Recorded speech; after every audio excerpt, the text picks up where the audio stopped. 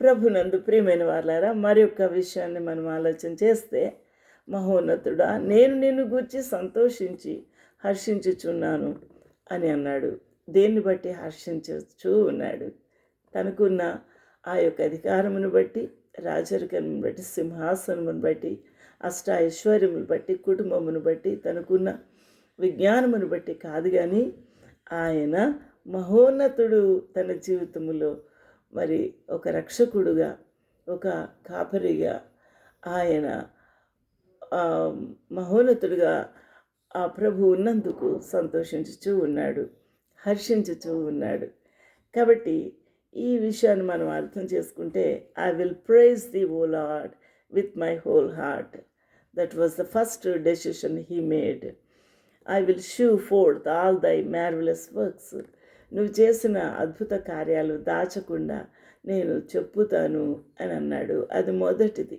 రెండవది, మహోన్నతుడా నేను నిన్ను గూర్చి, నీవు నాకు ప్రభు అయినందుకు, రక్షకుడు అయినందుకు, నా సంరక్షకుడుగా ఉన్నందుకు, నా అండగా కొండగా కోటగా ఉన్నందుకు నేను హర్షించుచూ ఉన్నాను. నిన్ను గూర్చి సంతోషించుచూ ఉన్నాను. నీ నామమును అందువల్ల కీర్తిస్తాను. ఆయన మంచి గాయకుడండి. దావీదు మహారాజు మంచి గాయకుడు. నిత్యము ఆయన మరి 10 తంతుల సితారతో ఆయన కీర్తించేవాడు. హల్లెలూయా, దేవునికి మహిమ కలుగునుగాక. నీకున్న సంతోషము, నీకున్న ఆనందము, నీకున్న ఉల్లాసము ఆ ప్రభు యందు హర్షించుట అనేది వ్యక్తపరచాలి అనంటే, ప్రభుతో నీకు సత్సంబంధం కలిగి ఉండాలి. ఆ గొప్ప సహవాసములో నువ్వు ఉంటూ ఉన్నప్పుడు ఆ ప్రభుతో నువ్వు గానము చేస్తావు, కీర్తిస్తావు, ఆ ప్రభుని కొనియాడతావు, మహిమపరుస్తావు. అబ్బా, ఎంత చక్కని మరి ఆ యొక్క సన్నివేశము, అంత సహవాసము నువ్వు పొందుకుంటావు.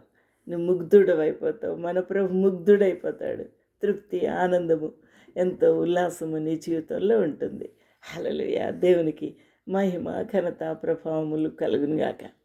ఇది రెండవ తీర్మానం.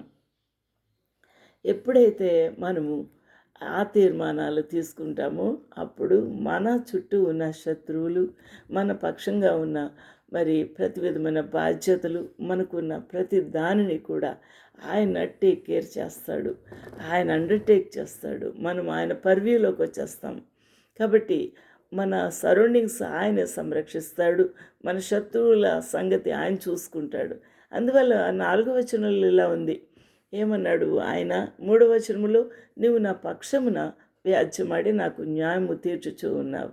ఎందుకంటే ఆయన న్యాయమూర్తి కాబట్టి, ఆయన న్యాయవాది మన పక్షంగా కాబట్టి, ఆయన ఎట్టి పరిస్థితుల్లో శత్రువుల చేతికి మనల్ని చిక్కనివ్వడు. కానీ ఆయన మన పక్షంగా వ్యాజ్యము ఆడి న్యాయము తీర్చే దేవుడు అయి ఉన్నాడు. ఎందుకంటే ఆయన న్యాయ సింహాసనమును అధిష్ఠించి ఉన్నాడు.